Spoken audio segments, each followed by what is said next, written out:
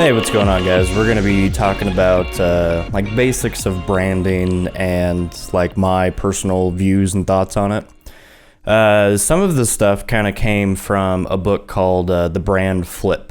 I'll leave a link down in the description. I can't remember the author. It's a very small book, very quick read, and it basically talks about like the history of branding and how things have changed, especially now like in the digital age. And so like I'll give you guys like a brief synopsis of like some of the stuff that I took from that book, but I definitely recommend that you guys read it for yourselves. It's like super sweet.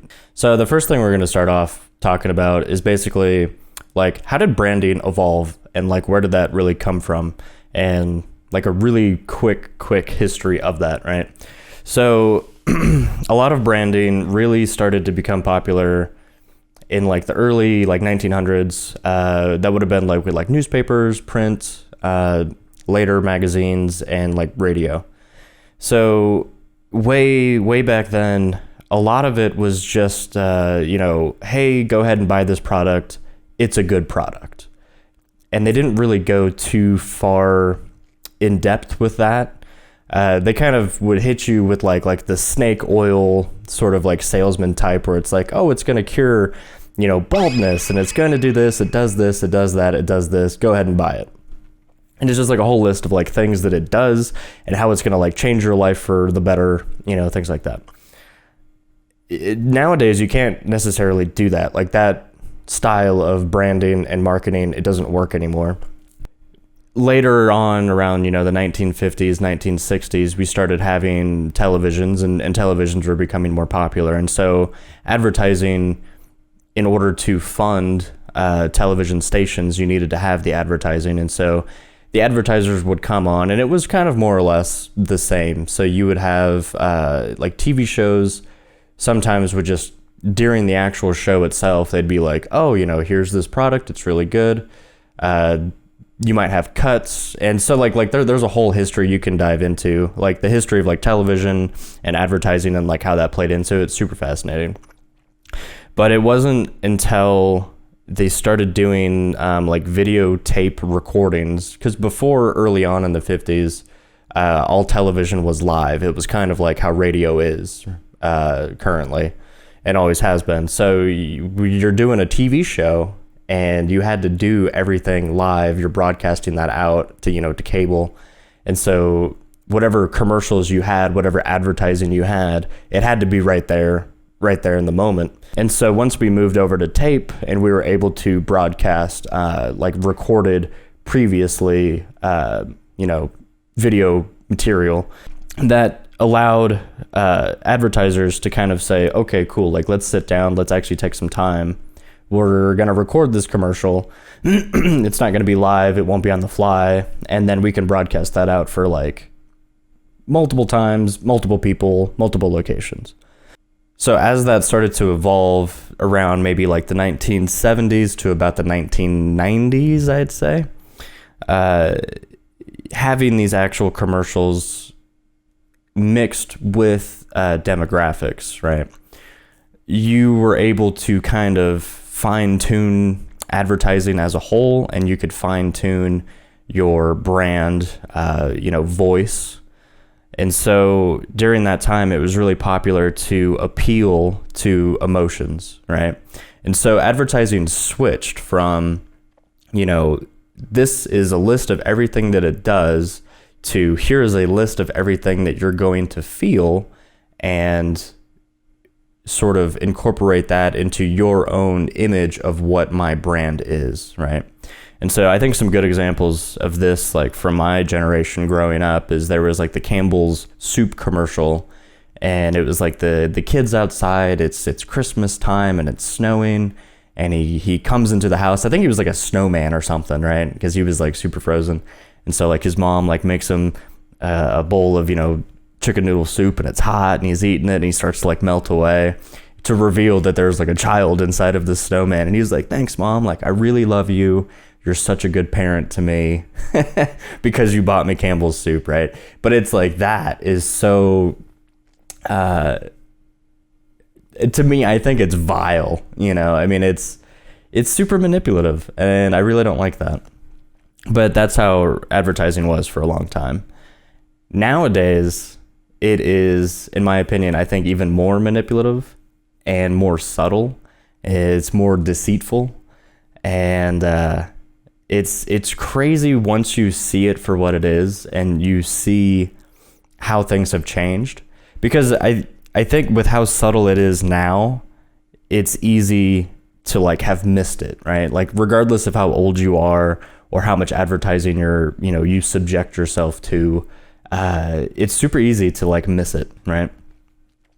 And so how advertising really is done today, and this goes in with advertising, marketing, and like brand voice. So much of it is now selling you a identity. And what I mean by that is like you now, by flipping the brand, and there's a lot of companies that do this, by wearing the product, by wearing the brand, by purchasing the stuff, you yourself sort of become like a brand ambassador, or like a walking advertisement for it. But on the other hand, from like your perspective, you purchase those things because that's how you identify with yourself, right? And that's who and how you want to portray yourself to the world, right? I think a really good example of this is Nike. We'll end up pulling like Nike's Instagram here in a second, but before we get it, I kind of want to preface, my views on Nike and stuff. So Nike sells shoes. They sell shoes and they sell clothes, and that's pretty much like their product line for the most part. They've brought on these like sports athletes sponsorships. So they brought on Tiger Woods. They had Michael Jordan. They've got all, basketball and like any sport that you can think of, Nike is interacting with that. And so like it makes sense. Like Nike is like a sports brand, there's that natural progression that, yeah, obviously they're going to like sponsor people in sports. But the subtle and like devious thing about it is everyone that they sponsor, like they've got a fan base. And there's people out there that look to these athletes and say, oh, I really look up to that person. I want to emulate them in some sort of way. So now I'm looking and saying, oh, this guy wears Nikes. He's sponsored by Nike. I'm going to wear Nike. That's going to be who I am. And outwardly, people are going to think that I am athletic. All right, so here's Nike's Instagram page, and this is kind of to prove a point about what I'm talking about. So first, let's kind of go through and count how many posts they have where it's like specifically like just like their product shots, right? So we've got like a hoodie, got some shoes, another 2 right there. I don't know what that is. 3 or 4, I guess. So like as you're going through, you start to see like, oh, like it's not necessarily that they're like pushing product per se. So much of it is just personality. And so if we kind of open up these posts and kind of see what they're talking about, that's like a video. Don't really care. So this is like a, here's like a feature of a 2-time MVP, one of the best shooters. I don't know who this person is, but so it's kind of like an expose on like who they are. And really behind that, it's kind of showing who you could be, right? If you wear our products, this can be you, right? Because this is our brand identity. This is our brand voice. This is who we are. And so if you want to be part of that team and that sort of feel, if you want to be these people, well, you got to get the shoes, It's super devious, super, super devious. And so, I mean, like looking at it now, I mean, it's just like the entire page is just these like exposés of individual people. But it goes even further than that. So say that you follow Nike and they have 240 million followers. So now you're part of this like social circle. You're being fed directly this advertising, and instead of them sitting there saying, hey, we have this new shoe, look at this new shoe. We have a new t-shirt, look at this new t-shirt. Instead, they're pushing culture. They're pushing, this, I guess, I mean, not necessarily culture in like a global, like societal sort of standing, but you're in the sports culture, and so they're pushing the sports culture forward. And so now brands are becoming this sort of leader and structural pillar of culture and subcultures and subgroups and niche interest and things like that, which I think is kind of terrifying, right? Like, culture should be pushed and derived and enjoyed specifically and solely only by the participants of that culture, right? So let's take something like skateboarding, because skateboarding is very like anti, consumerism, it's punk, right? Very like anti, against the norm sort of stuff. So like skateboarding should be, as a culture, enjoyed and experienced by skateboarders. And so you have companies that are founded by skateboarders, professional, and you kind of have that continuation because like those people know like what it is that they need, and it feels less corporate, right? It feels more authentic. And really that's kind of what we're trying to hone in on, is like the authenticity. So taking everything into account that we've talked about, things like culture and how I think that should be driven by the culture itself and not necessarily a corporate entity. We can talk now about like niche interest and niche subgroups. So anything that you do in life creatively, I believe someone out there is going to like it, regardless of your skill level, regardless of your approach. None of those things matter. The world is so large and there are so many people that no matter what you do, someone will like it and appreciate it. I think, maybe the only caveat to that would be, as long as you like it, someone else will. But if you make something and you look at it and go, oh, I think that that's awful, and I know that that's awful, and like objectively that's awful, probably that rule doesn't stand. But if you do something and you look at it and go, wow, like that's sick, like I really like that, someone else will. And so I think with like niche markets, small groups, one, it's totally possible now because of the internet, and we'll talk more about that here in a second. But two, like it's totally like if there's a thing that you yourself like thousands, if not millions of other people also like it as well. So I think a good example of like what I'm trying to get at is like music.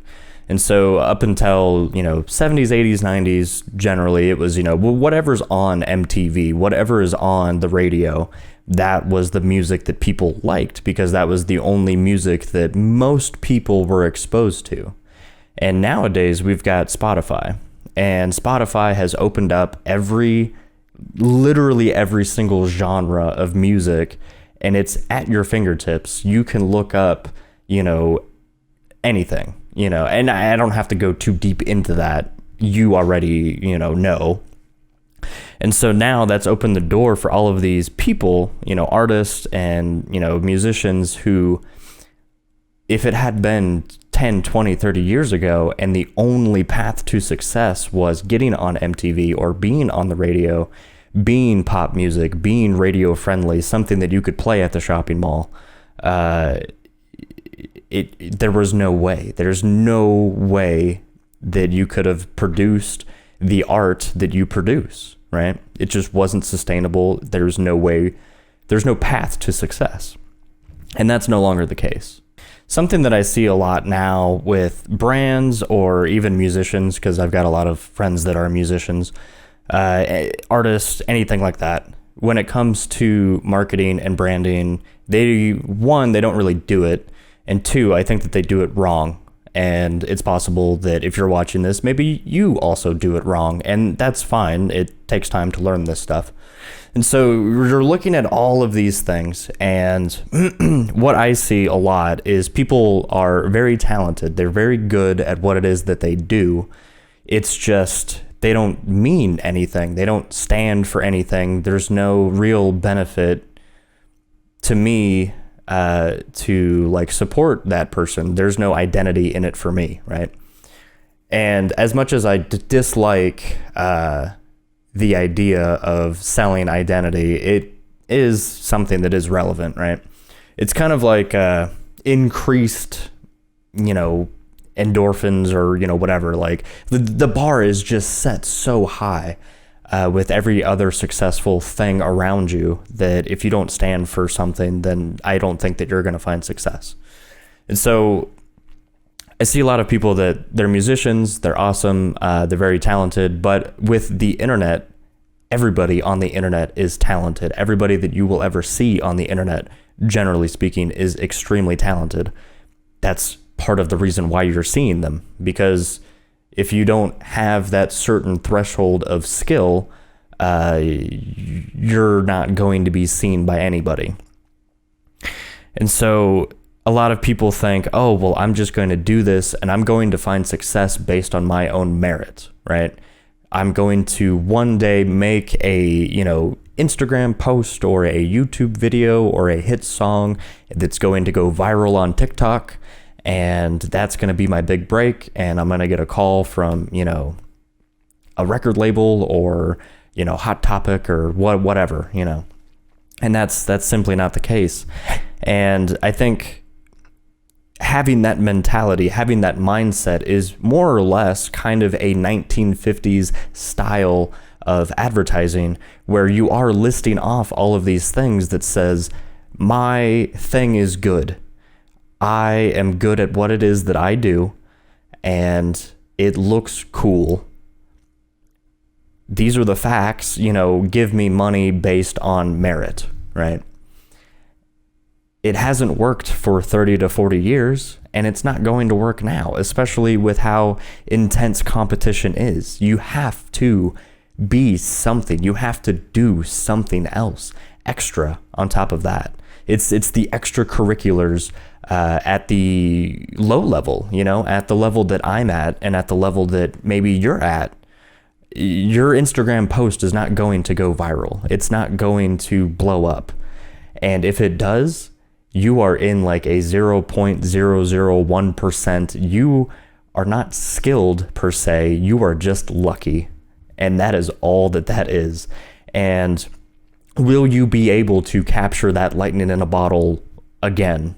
Can you be more than just a one-hit wonder, especially with how transient the internet is and how quickly things move? Are you going to be able to hold on to that? I don't know. Possibly. Most likely not. The internet is a double-edged sword in a lot of ways. The way that it's been marketed and explained, and social media, Facebook, these things, the way that it's been sold to you is, hey, you're going to be able to have these connections. It doesn't matter where these people are geographically. You can talk to your grandma in New York and you're in California or what have you. And to a certain degree, sure, that's true, but there's a lot of noise, and there's a lot of, there's a lot of people in the world that I don't know and I will not have on my social media, right? Because it doesn't matter, right? It's noise, it's just nonsense. And so I think through that, there's one aspect, right? The other aspect is no one on social media really wants to talk about like their full day or like a full exposure of their life. And that's a whole thing in and of itself. But generally speaking, it's, no one talks about the bad days that they have on Facebook. They only talk about the good news, the good things, and their accomplishments. And that is very, it's very, it makes you feel kind of different. It makes you feel on the fringe, right? Like, because I've got bad days, you have bad days, and then you look on Facebook and all of the people that you went to high school with 10 years ago, every single one of them is successful and they're happy and they're succeeding. Granted, they only post one post every 6 months talking about their lives, but, you're fed through this filter, right? And so like that's a lot of the negative stuff. And I think that loneliness, even with the internet, has increased, it's exploded. I think that everyone generally now experiences a sense of loneliness, probably more so than we did pre-internet. And so like that's all of like the negative style or negative stuff from the internet, right? But then we also have opened up the door to every niche and every fringe and every group, every possible interest that you could ever have. There's an entire website dedicated to it. There's a Facebook group. Anything that you like is there. And you get to meet people who also like it just as much, if not more than you. And so, like, those two things are they kind of seem to butt heads, right? And so the thing I think is interesting that we see emerging now as, you know, a product or a cultural shift, a thing that society is doing and moving towards are things like YouTube and streamers, right? So we have this sort of social conflict of loneliness and feeling kind of like in our own little bubble, in our own, you know, we're not as socially connected, right? So to go back to things like MTV and cable TV, we all listened to the same music and we all watched the same TV shows because we didn't have access to anything else. And so that was a very easy bridge to gap with strangers to talk about, hey, did you watch the latest episode of Seinfeld, you know, or Friends? Sure, okay, cool, we can all talk about that. But now that we've all splintered off onto these, you know, niche subculture islands, it's very hard to connect with people. And there's a lot of loneliness that comes with that. And so to talk about something like streamers or, you know, YouTube people that have been doing YouTube for a long time, so much of what really is being sold and really behind everything that's being marketed is friendship and you know, just having someone in your life that, yeah, we share this same niche thing, but I feel like I can be friends with you. I feel like I might already be friends with you. There was a word for it that I cannot remember. Let me Google it, and then I will do a jump cut, and we'll get back into that. All right, the word I was looking for was parasocial relationships, and basically these are relationships that you build with people that you don't know. Tabloids, you know, the Kim Kardashian, stuff like that, really preys upon the parasocial relationship. And essentially what it is you get really involved in a stranger's life because they put themselves out there to, you know, for that reason. And so you develop that bond, and parasocial relationships sound on the surface to be very negative, but I think once you kind of dig more into them, they're kind of not. They provide a sense of social interaction in a time or a place in which social interaction may not be as accessible. Granted, you know, internet type stuff. It also allows for people to kind of emulate the person that they're watching. They can kind of pick and choose aspects of that person's personality and incorporate that into themselves.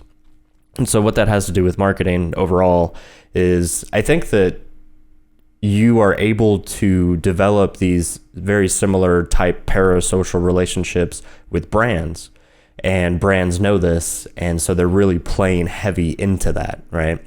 If you are developing a sense of self, and you know, you're picking and choosing these pieces of personality from a brand to incorporate that into yourself, and in turn that is what the brand sells. Ultimately, I think that this sounds terrifying, right? Like it's super scary, but for you and your perspective, if you have your own brand or if you are looking into marketing, you really have to take into account that you've got so much responsibility. You don't want to be something that is going to negatively impact your customers or negatively impact people that will be deeply affected by your brand. So we have to kind of talk about, like, how do we do this, one, you know, ethically, and how do we do this authentically? To start that conversation, I would probably look into like defining and finding your style, your purpose, your meaning, your own personality. And I think that needs to be something that's personal. If it's something that you are building from the ground up, it needs to be from you. It needs to be from your heart and your soul, whatever, however you want to define that. But it has to be who you yourself like authentically are. And it has to be something that you care about and that you're passionate about. Not necessarily something that you look at and go, oh, that's a niche that I can fill and that's going to make me money. And, I don't really care about the cause or, whatever. And so it kind of comes down to like, what is your number one question, right? And so I think with business, there's like a hierarchy of questions that as a company, you kind of go down this path, right? And so I'll give two examples. These are two companies that I've worked for.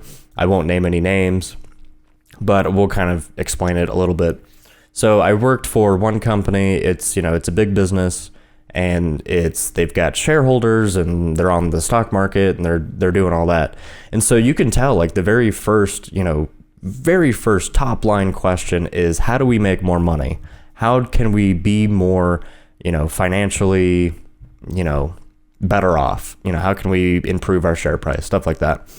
And so I think that changes and it kind of like colors and tints every question after that, the down the hierarchy. And so you might have someone else within that company, but they're in a different department, and their question is, well, how can we improve the customer experience? How can we make this easier or better or more fun for the customer? Well, the first question was, how do we make more money? So now when you're asking, how do we improve this for the customer, you're not doing it for the benefit of the customer. You're not doing it for the benefit of the people that interact with you and your brand or whatever. You're doing this so that you can gain more market share and sell more products. And it's BS, right? It's all BS. And every question after the first one becomes BS, right? It's not authentic. You don't care, right? And so there's a different company that I've worked for, and they look at things completely different. They look, the very first like top line questions that they have is, how can we be better for the environment? That's like one of the top.